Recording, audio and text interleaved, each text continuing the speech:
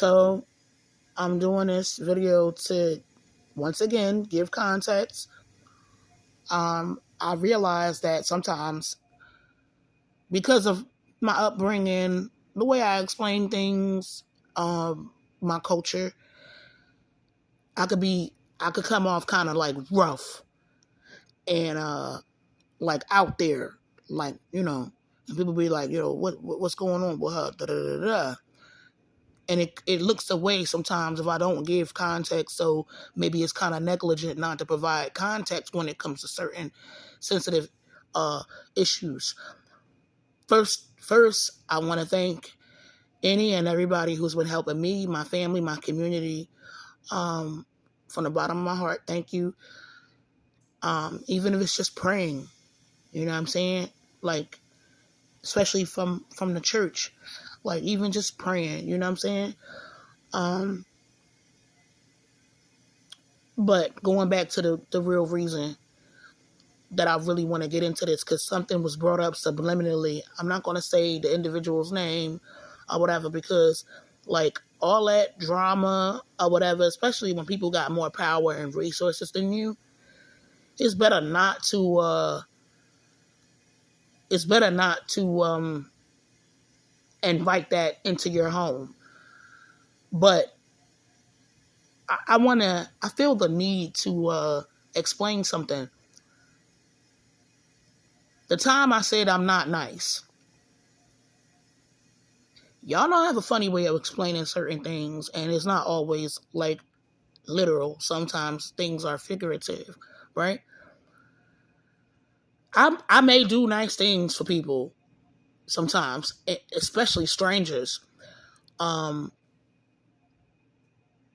what I actually meant was being in environments or being tested with certain circumstances where I have to pretend as if I'm okay with certain things that I'm not really okay with to keep the peace and to make other people super comfortable. Excuse me, even in times when I'm actually uncomfortable, or sometimes when I feel like saying no, but I compromise, or I had a history of compromising a lot of times to keep the peace, or because I was desperate, and sometimes saying not nice, being around people that's very, very passive aggressive, and that can be very testy and try to bring like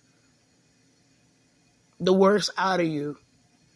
But you feel like it's your responsibility to make people happy and keep the peace, or you feel like if you try to stand up for yourself, somebody going to look at you as a bitch. Somebody going to look at you as the one that's problematic and toxic. So sometimes you feel like you got to kiss people behind and smile through it, and I don't want to say fake it till you make it, but like you got to be super duper nice to certain people sometimes, even at times when they're not always nice to you. We're not going to talk about all the nice or positive things I've done for people, and because I've come to the understanding that speaking on specific times where I helped other people, especially Black people, for anything related to brutality and racism, I have to be careful, because I don't know, once again, if bringing up certain situations could make things better or worse for individuals. But if you've been following me for a little while, like you already know I've done things out of the kindness of my heart, including forgiving people and giving people second chances and whatnot, even sometimes when they played me out and left me in the cold. One example is when a former best friend got his apartment first, knowing that there would be times my mother would get drunk or get high, curse me out for no reason, go off on me and my brother for no reason, sometimes kick us out. And that could be very chaotic, not knowing like where you going to sleep for the night. You come home from school and your mother is like ripped and loaded. You know what I'm saying? She done got a blast of some crack, drunk as ever. Now she want to argue and fight. She want to nitpick.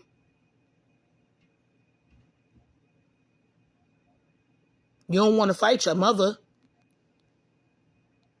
So sometimes, like you hopping from house to house or whatever. It's not stable. To make a long story short, me and a former best friend had a conversation that when they got their crib,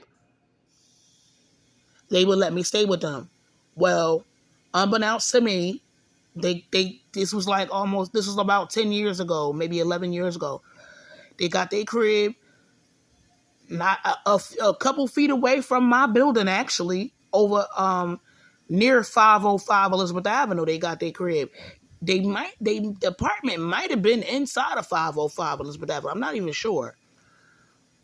But anyways,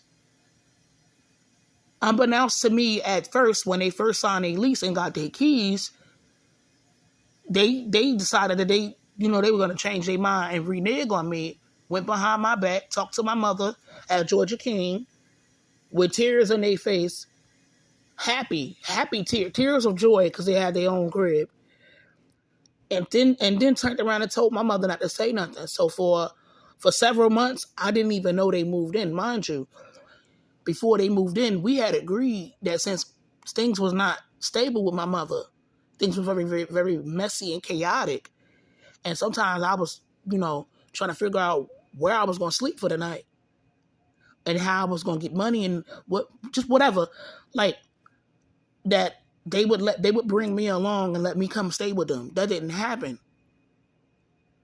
And I didn't know until several months in that they actually moved in. I said, oh, wow. I just thought it was odd that they had stopped talking to me about the move-in. And then later on, my mother was like, oh, this person didn't tell you? Yeah, they signed their lease months ago. They got the keys months ago. I said, wow. But I forgave them. I looked them out when they needed help. I let them come with me. I forgave them, and it wasn't an easy thing to do. Not nice. So many times I was more than nice. So many times I went above and beyond for people. Sometimes they was loved ones, and sometimes they was complete strangers. I think it's kind of reckless, too, even though it's all these years later, for somebody to hear something and not understand the context or connotation or history behind the conversation or behind what you're saying and take it like out of context. That's why these days I'm so big on context. Not nice. Cause here, let me give you some context before you're gonna crucify me anyway, but you know what I'm saying? Before you do more damage, let me give you a little bit of context. So many times I was more than nice. And sometimes I did compromise. Sometimes there was times where I wanted to, you know what I'm saying? I wanted to hold on to certain things and save them for myself, and just so I wouldn't get called, selfish or the B word. I compromised. Or I did certain things when I wasn't really comfortable doing it. And so a lot of that also, I know people don't like me bringing it up. This is not me like doing no scapegoat thing or whatever, because I know we all adults. But when I was a child, there was times where saying no wasn't even an option. Because if you say no, well, that's your ass. Especially like if you got a whole bunch of like cousins, which was more like siblings, and there's favoritism in the house, favoritism and narcissism, a lot of times you can't say no. Your little cousin or somebody else want a piece of candy, like you know what I'm saying, or y'all all watching something, and they want to turn to whatever they want to turn, and they're like the youngest child, they're the baby of the house. You say no, or you don't want to share certain things, you getting mashed out.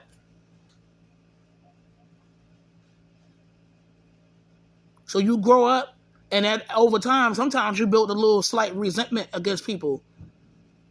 And then sometimes you literally don't know how to put your foot down and set boundaries. And then you feel like your worth and your value is based on how much you do for others. Sometimes even if it means pushing your needs to the back burner. Not nice. Please allow me to provide context before you know what I'm saying, take it out of context. No, I'm more than nice. I've been more than nice. I've been more than nice so many times. And sometimes when I didn't really feel like sharing certain things. But sometimes I was nice to keep the peace. Because there would be times where, you know, sometimes people didn't look like me. They wasn't always nice to me. They wasn't always that courteous, and they didn't always want to share with me. But I knew it was going to be hell if I didn't capitulate or whatever.